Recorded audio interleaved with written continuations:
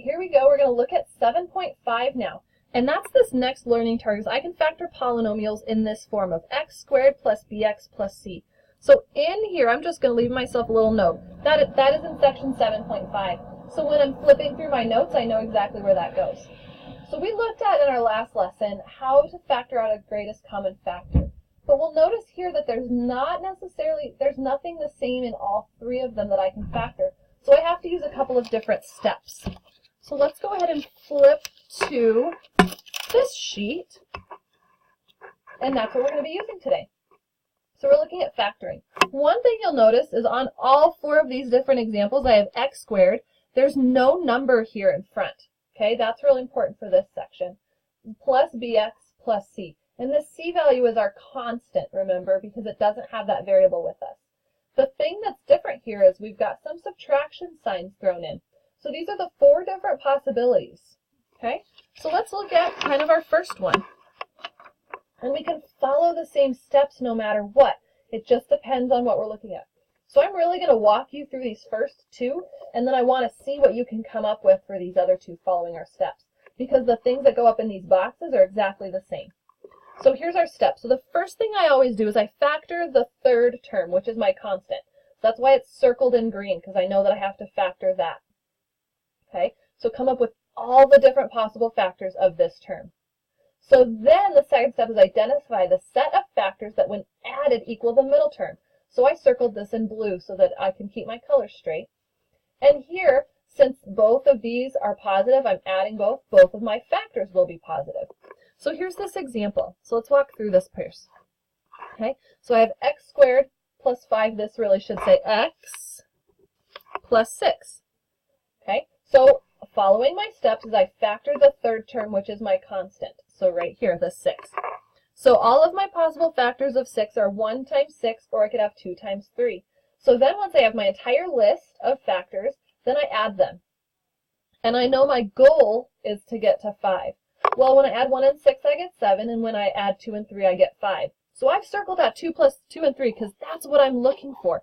I was looking for 5 because that's my middle term right there.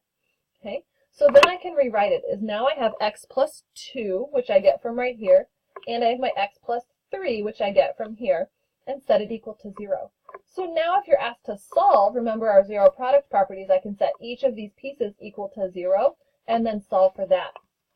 Okay, let's look at our next little example. So here I have a negative sign thrown in one place, okay? But same idea. I factor the third term, which is my constant. I identify the set of factors that when added equal the middle. One is going to be positive and one is going to be negative. And the order of that doesn't actually matter. So here I see I have a positive one first and the negative one second. It doesn't really matter. So let's look at this example. So I have x squared plus 3x minus 10. So I'm going to go ahead and factor this minus 10. So what are all the different ways I can get to a negative 10? And I always start with like 1 and 10. So I could either have negative 1 times a positive 10, or I could have a positive 1 times a negative 10. Both of those two ways will get me negative 10. But also I could have negative 2 times 5 or 2 times negative 5. So once I come up with my whole list of factors, I add them together. So negative 1 plus 10 is 9. 1 plus a negative 10 is negative 9. Negative 2 plus 5 is 3. 2 plus a negative 5 is negative 3. Well, I know that my sum needed to be this middle term, which was a positive 3. So that's right here. So that's why I circled these numbers.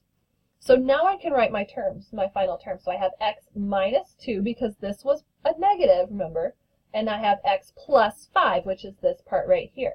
Okay, so we can do that for both of these. Okay, so here now I still have a positive here, but I have a negative in front of my b term, and that b term is always the value with our x. Okay, one thing is that since this negative is here, both of my factors will be negative. So one thing I want you to notice that if your c is positive, okay, that's what this first and third example is, my c value is positive, both of my factors are going to have the same sign. And that sign is denoted by what is in front of that b. So if both are positive, both will be positive. If I have this negative, both of my factors will be negative. If I have a negative c value in the second and fourth example, then I know that one is going to be positive and one is going to be negative. Okay?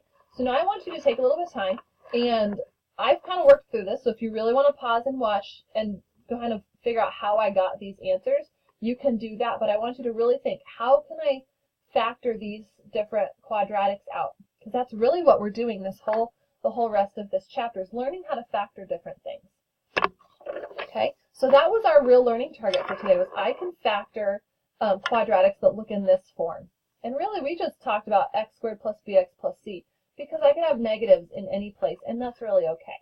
One thing you noticed is that this value in front of my x squared was positive. So think about a way you can make that positive if it's not given to you that way. So now that we walked through how to factor these kinds of quadratics, go ahead and start working on that homework and contact me when you get stuck or have any questions.